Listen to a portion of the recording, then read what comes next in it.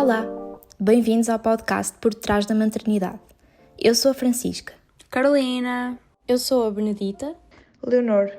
Este podcast surge no âmbito da Unidade Curricular de Desafios Contemporâneos do Trabalho e das Relações Laborais. É uma unidade curricular que faz parte do terceiro ano da Licenciatura em Psicologia da Universidade Católica Portuguesa. Então, com este trabalho, nós queríamos, sobretudo, trazer à discussão o tema Work-Life Balance, especialmente no caso das mães trabalhadoras. Esperamos que seja um trabalho esclarecedor e que consigamos trazer aqui ideias importantes e também interessantes. E por isso, passo a palavra à Carolina. Então, a relação entre o mercado de trabalho e a vida pessoal da mulher surge como um desafio que deve ser enfatizado e discutido com o intuito de alcançar um maior bem-estar. Desta forma, o equilíbrio entre a vida pessoal e o trabalho surge também como um tema de interesse para a discussão, especialmente para as mães trabalhadoras. O Work-Life Balance é então definido como a capacidade do indivíduo cumprir os seus compromissos profissionais e também familiares com outras responsabilidades e atividades não relacionadas com o trabalho. Desta forma, os autores apontam até que a tentativa de conciliar a maternidade e a carreira podem provocar um conflito. Isso porquê? Porque quando chega ao fim a licença de maternidade e somada a isso, a hora de reingresso no mercado de trabalho e até mesmo na vida social, as mulheres não conseguem reinvestir da mesma maneira nestes dois espaços, temendo, por exemplo, descurar o bebê, não saber equilibrar a presença e a ausência com o seu filho, não poderem realizar viagens de trabalho inesperadas, horas extras ou trabalhar em casa. Existem então alguns fatores que potenciam ou não este conflito, tais como os sentimentos de culpa da mãe por ter de retornar à vida profissional e deixar o seu filho, presença ou ausência de apoio social, implementação ou não de políticas de apoio à maternidade por parte das organizações e o tipo de contrato de trabalho. Para discutir este tópico, entrevistámos duas mães para nos falarem das suas experiências na conciliação da vida pessoal e profissional. Uma das entrevistadas chama-se Marta, tem 30 anos, é psicóloga e trabalha em 4 contextos, 2 hospitais e 2 em contexto de escritório.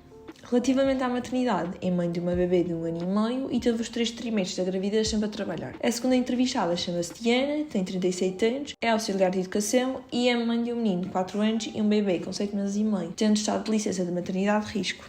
A conciliação da vida pessoal e profissional bem-sucedida com a maternidade é possível e até mesmo desejável. O que é que isto significa? Que é possível conseguir separar as áreas casa, família e profissão. Podemos ter como exemplo a Marta, que relativamente a este equilíbrio diz: muito recentemente adotei, estava a sentir que estava a trabalhar até demais e não estava a conseguir durante a semana estar a dar quantidade de tempo à bebê. Por isso, decidiu começar a tirar uma tarde semanalmente para dedicar à filha, promovendo assim alguma conciliação com a vida familiar. Decidi tirar meia tarde para me dedicar a ela, não é? Para ir buscar, para fazermos programas juntas.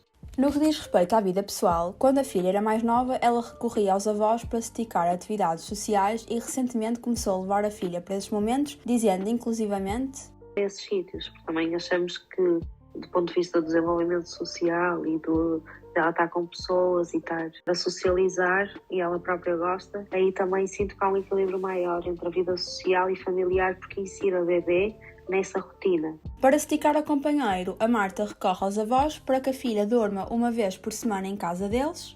Mais recentemente, aquilo que tem sido feito é ela ficar uma vez por semana na casa dos meus pais, a dormir, para que possamos, lá está, também estar enquanto casal e enquanto amigos, só os dois ou com mais gente, sem a bebê. Ainda que a Marta tenha estratégias, admite que e, portanto, a parte social fica mais ou menos comprometida. Sou mãe jovem e, portanto, também temos, enquanto pais, a necessidade de estar com outras pessoas, de jantar, de conviver. Em contraste, a Diana não recorre conscientemente a estratégias para fazer esta conciliação e admite, inclusivamente, que a vida pessoal está comprometida. Agora, a nível pessoal, se calhar pode afetar principalmente a relação com o meu marido e eu própria, que estou cansada, que precisava claramente do meu tempo, só para mim. Ainda é uma jogada que ainda não consegui clarificar bem.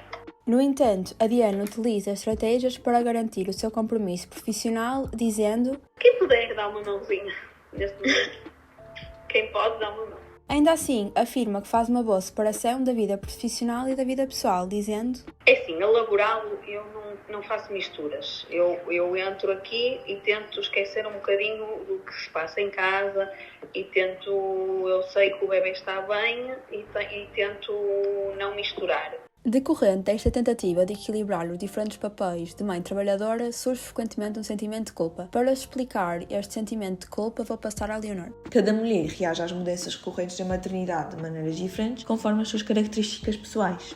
Assim, os sentimentos de culpa estarão comumente associados ao afastamento da bebê para uma satisfação pessoal. Com um sentimento também um bocado de culpa, não é? Tipo, vou deixar a bebê para estar eu, e aqui a culpa depois anda muito na maternidade, não é? Parece que nós, se ficamos afastados do bebê, sentimos-nos culpados. O apoio social a nível pessoal diz respeito ao processo de coparentalidade e o recurso a escolas, creches, vizinhos, babysitter, avós, entre outros, sendo essencial na reinserção da mãe no trabalho para amenizar os tais sentimentos de culpa. Mas, por outro lado, volto a dizer, o confiar, o saber que ela está bem, acaba por deixar que esta questão se perpetue no tempo, não é? Eu sei que o bebê está bem e tento não misturar. Portanto, a família é um fator protetor que nos ajuda, com a tal confiança que eu volto a dizer, a equilibrar e a fazer uma gestão equilibrada entre o trabalho, a família, a parte social e a parte pessoal também, da própria mãe, não é? Assim, relativamente à coparentalidade, a divisão de funções e responsabilidade entre figuras parentais facilita a reinserção da mulher na vida profissional após a maternidade, sendo que lhe permite ter mais segurança e conforto para desempenhar a sua profissão. Isto verificou-se no caso da Marta, que recorreu à ajuda do seu companheiro, já que não usufruiu da sua licença de maternidade. Até porque, dada esta fragilidade que uma pessoa tem, não é? De ser trabalhadora independente, o papel do pai foi muito importante, como um suporte social também da coisa, não é? Portanto, para dar apoio, precisamente porque ele está sensibilizado com esta questão e permitiu ajudar-nos, senão seria muito difícil. Ambas as mães recorrem a outras pessoas para cuidarem dos seus bebês, sendo que a Diana não conseguiu arranjar uma creche, mas recorre essencialmente à sua irmã. Não há creche, não arranjamos lugar. Quem recorremos normalmente é a minha irmã. Ela está em teletrabalho e dá-nos uma mãozinha, com a ajuda também do meu irmão, que também está em teletrabalho, a minha cunhada, a minha tia, quem puder dar uma mãozinha. Agora passo a palavra à Francisca. A maior ou menor necessidade de apoio social para uma melhor gestão de papéis vai estar também dependente do tipo de contrato de trabalho.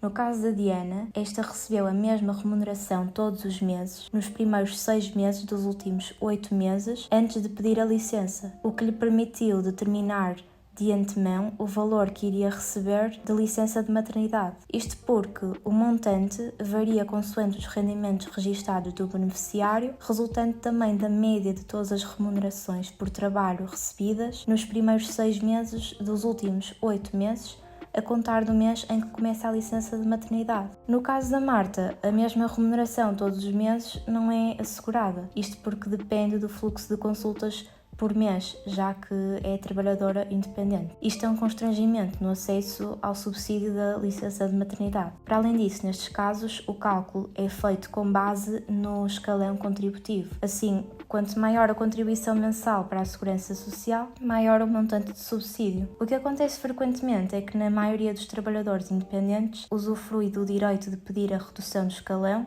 e, posteriormente, são penalizados na atribuição de subsídios com uma licença de maternidade.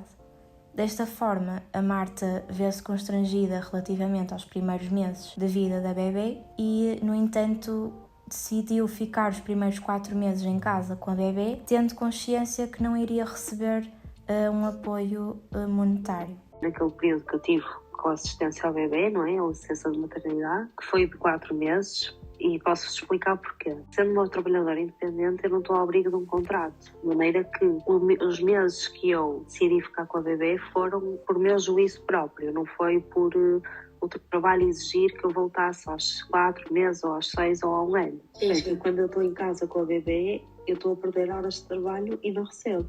Ao passo que uma pessoa, se calhar, tivesse um contrato de trabalho, teria uma falta justificada, teria que compensar horas, mas receberia sempre o mesmo. Por isso aí há mais risco, não é? Adicionalmente, no período da gravidez em que a Diana teve de se ausentar por questões de risco, a mesma teve acesso a apoio monetário.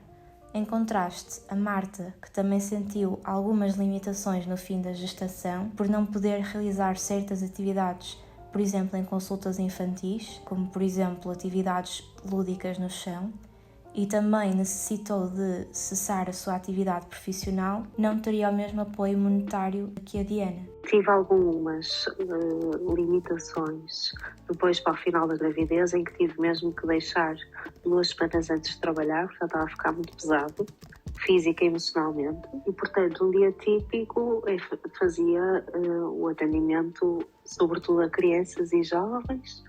Eu tinha algumas já limitações, porque nas crianças uma pessoa tem que se adaptar à idade delas, não é? E, portanto, tem que ir para o chão brincar, fazer uma psicoterapia mais lúdica. E sinto que nessa parte final do 3º trimestre da gravidez foi mais difícil, não é? Então, para além das diferenças que a Francisca falou agora acerca da segurança monetária, o tipo de contrato de trabalho vai também ter influência na work-life balance. Ou seja, teoricamente, uma trabalhadora independente vai ter mais flexibilidade para atender às necessidades do bebê do que propriamente uma trabalhadora com contrato de trabalho efetivo. Isto porque uma trabalhadora independente trabalha por conta própria e por isso também gera o seu próprio horário de trabalho. O trabalho é porque tem risco, não tem que pedir a superiores que haja esta flexibilidade ou que haja uma compensação de tempo, portanto isso permite alguma flexibilidade. Como eu sou trabalhadora independente e trabalho por conta própria, essa gestão deve-se a mim e não à organização. Já uma trabalhadora com contrato de trabalho efetivo, teoricamente, tem que cumprir os horários de trabalho que lhe foram estabelecidos. Ainda assim, a Diana relatou imensa flexibilidade nesta fase. E como é mais um trabalho de escritório, há a flexibilidade de me colocarem em teletrabalho. Aqui, super flexíveis, e se há algum problema deixaram-me totalmente à vontade, porque eles sabem que eu não consegui arranjar creche. Surge então aqui uma questão importante, que é: ambas as situações de trabalho podem ter vantagens e desvantagens. Por exemplo, a trabalhadora por conta própria tem a vantagem de ter, pelo menos teoricamente, mais flexibilidade para conciliar a vida profissional e pessoal. No entanto, tem a desvantagem de se ver sujeita à necessidade de trabalhar para assegurar a sua remuneração. E aí, voltando atrás, que sinto que a relação trabalho-família depois acaba por ser prejudicada, não é? Na questão mais do trabalho. Porque se saio, não estou a trabalhar. Se não estou a trabalhar, não estou a produzir, não recebo. Imaginem, nas férias, se eu não for trabalhar o mês todo, eu não recebo. Em contraste, uma trabalhadora com contrato de trabalho efetivo tem a vantagem de ter a segurança monetária a partir de um salário fixo mensal. Ainda assim, tem a desvantagem de se ver sujeita a horários de trabalho fixos, o que lhe limita a flexibilidade de conciliar a vida pessoal e a vida profissional. A pessoal está um bocadinho mais de lado. Eu tento, mas é muito difícil porque há sempre alguma coisa. E também não tendo grande apoio na nossa retaguarda, também não é fácil. E sim, a minha vida pessoal está um bocadinho esquecida. A partir das respostas que obtivemos das entrevistadas, podemos dizer que existe claramente um antes e um depois de ser mãe, o que alberga diversos desafios, nomeadamente o constrangimento na conciliação entre a vida pessoal e a vida profissional, sendo a vida pessoal frequentemente esquecida. É também neste contexto que o apoio social parece ter um importante papel, na medida em que surge como o principal recurso ao qual as mães recorrem para conseguir manter ou restabelecer este equilíbrio. Para além disso, conseguimos compreender as principais diferenças relativamente aos contratos de trabalho, que também influenciam este equilíbrio, nomeadamente em termos de segurança monetária e flexibilidade, e por isso também consideramos importante continuar a falar sobre este tópico, tendo em mente a necessidade de implementar medidas que promovam o bem-estar na vida pessoal e na vida profissional da maternidade. Para além disso, abordar ainda mais fatores que possam influenciar uma conciliação equilibrada da vida não só familiar e profissional, mas também da vida pessoal. Obrigado por ouvirem o podcast.